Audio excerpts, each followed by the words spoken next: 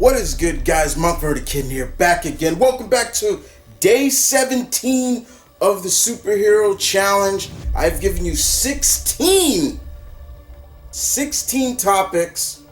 Nailed them. Looking for your input. Still getting input. Yesterday was favorite superhero teams. Today we are dealing with most epic fight scene ever in comic. This one was a little tough because I really had to use a lot of go back and even had to go through my collection and look at some great fights and things like that. And unfortunately, guys, I kind of went a little bit more modern. I have so many fights. I went through all the fights in Marvel vs. DC, and as good as those were, I liked those too much because you voted on those fights. They did the best they could. I mean, I could have easily said the Turtles versus Shredder, their first ever fight, because that was fucking brutal. I could have went the classic, which I probably think a lot of people are gonna do, go Superman versus Doomsday.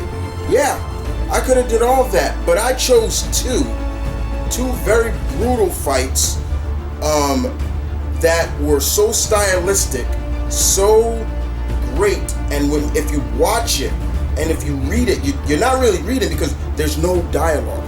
My favorite fight scenes in comics are no dialogue bubble, just all action. You're just showcasing the appreciation of the artist and what the artist is telling the story from without dialogue. And I chose two, in my opinion, two. And the first one comes from Christopher Priest's Black Panther run. In Black Panther number 6 to 7, we got an epic fight between T'Challa and Kraven the Hunter. Kraven, one of my all-time favorite, my number one favorite Spider-Man villain, faces off against the King of Wakanda. I've always told people, Priest, if you're trying to get into Black Panther, you don't know where to start, I always say this is always my group.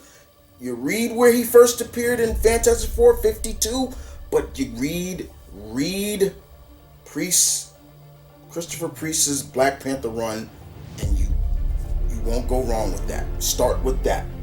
And in this series, we saw T'Challa face off in a 6-page panel against Kraven. Why was Kraven coming after Panther? Well, he was hired. He was hired by some mobsters to capture T'Challa. And they fought in the back of a kitchen.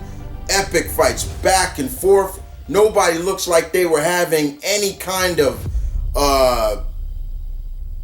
upper hand. You look like it, at one point it looks like Panther has the upper hand. Then the next point you got T'Challa getting choked out by Kraven with with a leg scissor. There was so much to be done with that, and it clearly showed what Priest was doing. Priest's run of Black Panther really took the character in a new direction, and Priest really wanted to change the ethnics of Black Panther, make them better.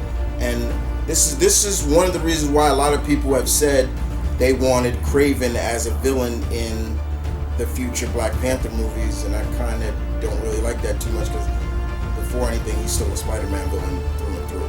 But it was still a great fight, epic fight. If you've never read Priest's run, I absolutely believe, honest to God, think you should. You won't be disappointed. Trust me. The other fight that I want to talk about is a little bit more modern, and it comes from Brian Michael Bendis. and David Marquez's brilliant artwork in this. Yes, Bendis is a hit and miss with me a lot. You know, he's a hit and miss, but when he's on fire, he's on fire. And here we got Brian Michael Bendis when he was writing the Defenders comic, which was only a short time. But this Defenders team was made up of what we saw in the Netflix series, and we got an epic 33-panel brutal martial art fight between Iron Fist and Elektra. It was beautiful, and you felt every ounce of brutality in this fight. Here you have Elektra, one of the Marvel Universe's greatest assassin, going up against the Iron Fist, the defender of Kulon, the wielder of the power of the Iron Fist. And in this fight, Danny and Elektra are going back and forth. Nobody seems to have upper hand on anybody. It's counter for counter, wrist moves, locks, looks, pressure points, you name it. If you're a martial artist, this was just pure bliss to you. Nobody really looked like they had the upper hand, and yes, it was beautiful, but it was brutal, and you could see the brutality even after the fight was over. This came out in Defenders number 7, I believe. If you've never read it, I definitely suggest you read it. It was an epic, brutal fight, and I will put that right up there in terms of hand-to-hand combat fights in comics. That's right on my top echelon list. So I give David Marquez, a lot of credit because it was so good. His artwork really captured the brutality of that. So there you guys have it. Those are 2 epic fight scenes in comics ever, in my opinion. Like I said before, guys, I could have gone with the usual take, Superman versus Doomsday, things like that. Many epic fights between Sabretooth and Wolverine, or Spider-Man and Doc and Green Goblin, or something like that. But I chose those 2 as 2 to go with. You don't have to choose 2. You can give me as many as you want. But as I am looking forward to hearing what you guys have to say, and really look forward to seeing what people choose, because with comics there are just so many fantastic fights that go way back. I remember the biggest fight that my pops used to tell me about was when Hulk and Thor fought for the first time. It was like, okay, we got that, and to see other characters in Hulk versus Thing, like that was another big fight that happened, and it's amazing to see just something. And you also got to think a lot. That goes a lot to the artists who are the ones that are drawing these, depending on how big the fight is in terms of panels. I just told you the Iron Fist versus Elektra was 33 panels. The Black Panther and Kraven fight was 6 pages, because it didn't stop. It looked like it stopped when it looked like Panther, because Panther did get captured by Kraven, but when Panther got back up, it was another fight, and at the end of it, Panther was gonna kill Kraven until Iron Man stopped him. But yeah, it's good stuff right there, guys.